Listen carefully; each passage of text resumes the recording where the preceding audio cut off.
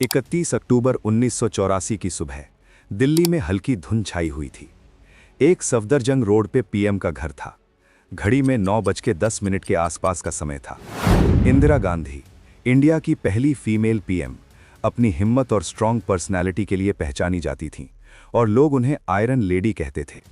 उन्होंने वाइट साड़ी पहनी हुई थी, शोल्डर पे हल्का शॉल था और हर कदम में वही पुराना कॉन्फिडेंस दिख रहा था। आज उनका एक टीवी इंटरव्यू था, ब्रिटिश एक्टर पीटर उस्तिनोव के साथ। कैमरे रेडी थे, पूरा वर्ल्ड देखने वाला था, लेकिन कोई नहीं जानता था कि ये उनका लास्ट सफर होने वाला था। इंदिरा गार्डन पाथ पे चल रही थीं, साथ में उनके सेक्रेटरी आर.के. धवन और कुछ कांस्टेबल्स थे। उनके साथ चल रहे 2 सिख बॉडीगार्ड्स, बेअंत सिंह और सतवंत सिंह, दोनों सालों से उनके साथ थे। बेअंत उनका फेवरेट था। इंदिरा ने उन्हें देखा, मुस्कुराईं, हाथ जोड़े और नमस्ते कहा, और फिर 1 सेकंड में हवा में मौत की आहट सुनाई दी। बेअंत सिंह ने रिवॉल्वर निकाला और 3 गोलियां सीधे इंदिरा के पेट में चला दी। इंदिरा चीखीं, ओह, और लड़खड़ाईं। सतवंत सिंह ने स्टेन गन उठाया और 3 राउंड फायर की। टोटल 33 गोलियां लगीं। उनके शरीर से खून बहने लगा। इंदिरा घुटनों पे आई और फिर जमीन पे गिर गईं। अफरा कफरी में लोग दौड़े।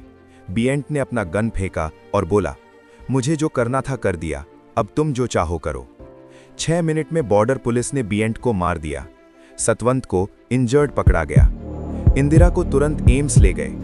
डॉक्टर्स ने 4 घंटे तक कोशिश की, लेकिन 2:23 पीएम पर इंडिया की प्रधानमंत्री नहीं रहीं। देश शॉक में था।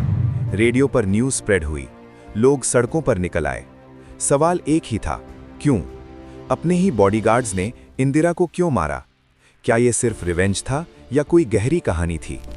चलो टाइम की लेयर्स खोलते हैं, धीरे धीरे, उस आग तक जो सालों से सुलग रही थी। 1970s के एंड में पंजाब बदल रहा था। ग्रीन रेवोल्यूशन से स्टेट अमीर हुआ, लेकिन डिससैटिस्फैक्शन भी बढ़ गया। कुछ सिख यूथ सोचते थे कि सेंटर उनके साथ अनफेयर है। फसल ज्यादा होने के बावजूद उनके पास पानी, लैंग्वेज और स्टेट ऑटोनॉमी के इश्यूज थे। अकालियो मूवमेंट स्टार्ट हुआ।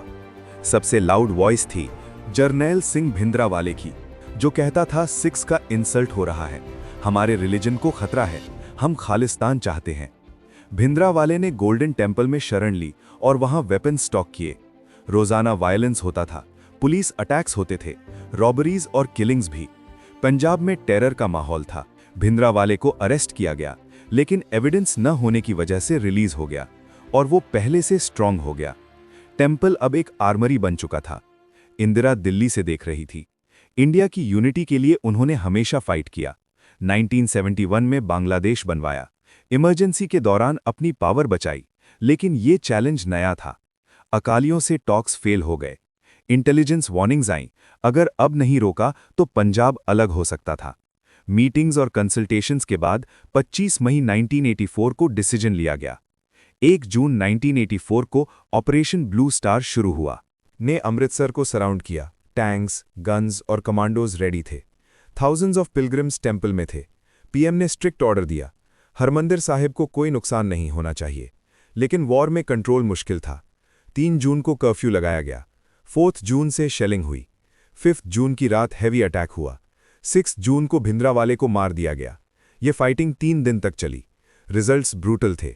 ऑफिशियल फिगर्स के मुताबिक 83 सोल्जर्स और 492 सिविलियंस या फाइटर्स किल हुए। अकाल तख्त डैमेज हुआ। सिख रेफरेंस लाइब्रेरी जल गई। रेयर मैन्युस्क्रिप्ट्स जलकर खत्म हो गए। इनोसेंट पिलग्रिम्स ट्रैप हुए। सिख कम्युनिटी में गुस्सा फैल गया। ये अटैक सिर्फ मिलिट्री एक्शन नहीं था, ये इंसल्ट था। ऑपरेशन के बाद इंटेलिजेंस वार्निंग्स आईं कि इंदिरा के सिख बॉडीगार्ड्स अनहैप्पी हैं, उन्हें हटाओ। रिपोर्ट्स आईं। पीएम ने मना किया, बोली वी आर सेक्युलर, अगर सिख गार्ड्स को रिमूव किया तो पॉलिटिकल लॉस होगा। बेअंत और सतवंत वापस आए। दोनों इंदिरा गांधी के साथ रहते थे, स्माइल करते थे, लेकिन अंदर रिवेंज की आग थी। हर रात सोचते थे कि टेंपल इंसल्ट का बदला कैसे लें, भिंद्रावाले की डेथ का रिवेंज कैसे लें। जून से अक्टूबर के महीने पास हुए। पंजाब में वायलेंस बढ़ गई। दिल्ली में टेंशन थी।